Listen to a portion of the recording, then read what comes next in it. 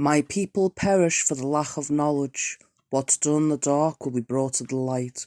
A source of energy shall come through sleep. Saint Joseph was sold as a slave because of his brothers. Joseph sold as a slave to help 7 years of famine. 7 years of good wheat and 7 years of bad wheat.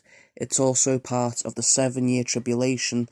There's a purple scapula The purple scapula is the new form of what Moses said, paint lamb's blood over the door. This is your lamb's blood. This is your lamb's blood. God gave his only begotten son as a sacrificial lamb.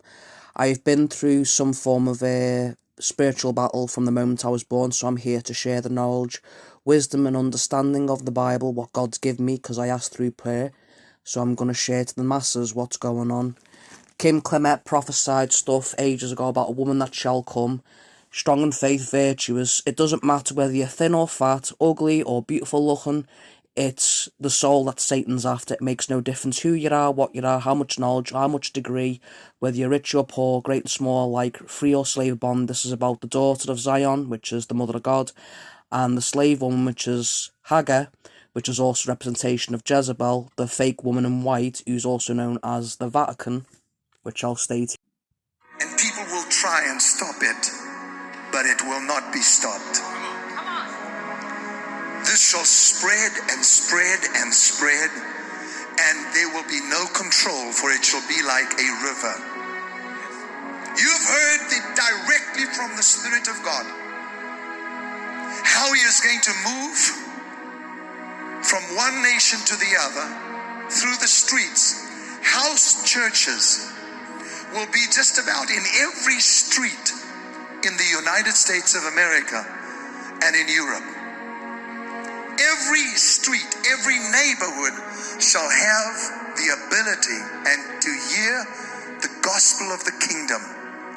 For God will not allow his son to return, but will retain him until the fulfillment of every prophetic word that the prophets prophesy. Once again there shall be a sound of triumph. For what is about to come upon the earth shall annihilate the forces of religion that have dictated how my people shall live. I'm raising up Daniels and Davids, Ruths and Esthers, says the Lord. Come on!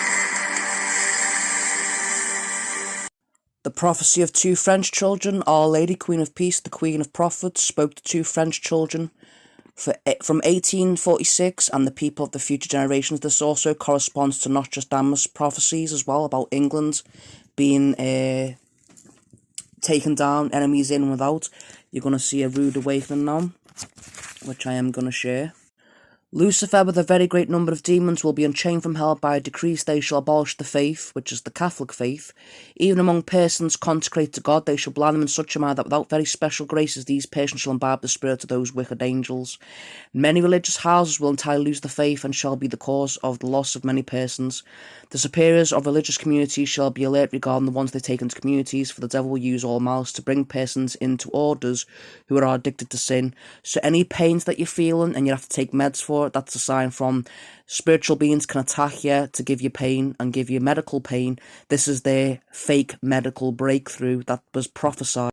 Our Lady spoke, "Go ye forth and manifest yourselves as my darling children. I am with you and within you, so that your faith may be light which illumines you in these unhappy days, and that your zeal will make you long for the glory and honour of the Most High. Fight ye children of light, combat ye small band that can see, for this is the time of times, the end of ends." I call upon the apostles of the last days, these faithful disciples of Jesus Christ who have lived despising the world and themselves in poverty and humility and contempt, and in silence, in prayer and mortification, in chastity and union with God, in suffering and unknown to the world.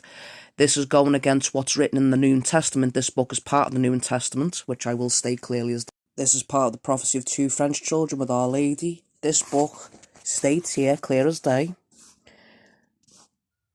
were infused the habits of the 7 gifts: wisdom, understanding, science, piety, counsel, and fortitude and fear.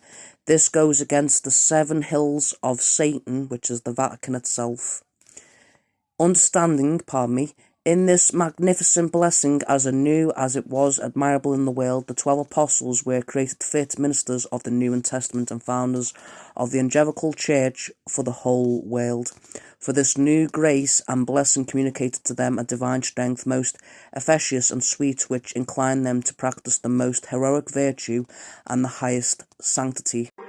As the beginning of the restoration, as it begins, there shall be a woman that shall rise up, a woman that shall be strong in faith, virtuous, beautiful in eyes, and her eyes shall be so beautiful. Her eyes shall be round and big. I have crowned her, says the Lord, as I crowned Esther. And the people shall receive her, for she shall have the oil of gladness for the pain and the mourning that is taking place. Now, what he means by what's about to take place, it goes back to the 2 French children again.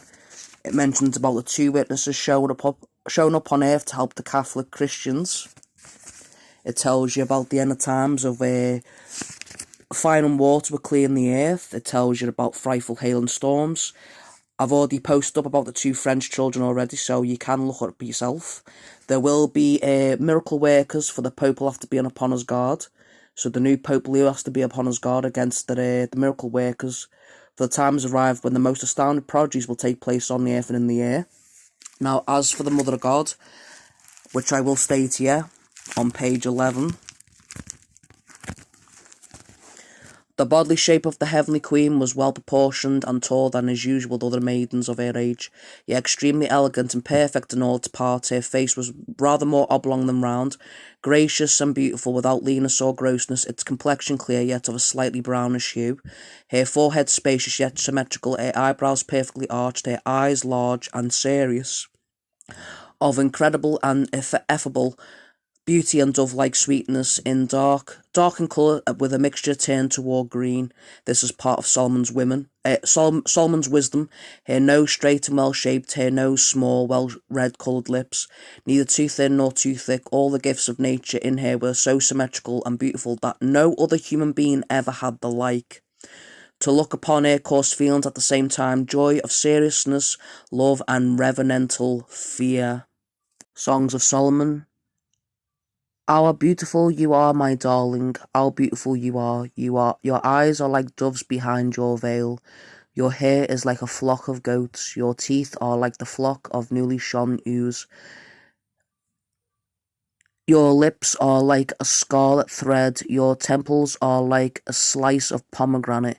Your neck is like the Tower of David, built with rows of stones, on which are hung 1,000 shields. Your 2 breasts are like 2 fawns, twins of a gazelle, which feed among the lilies. Your lips, my bride, drip honey.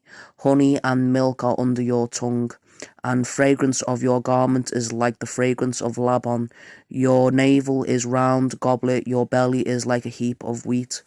Your nose is like the tower of Lebanon, which faces toward Damascus. From Song of Solomon. It's actually the Mother of God, which I'll state right here.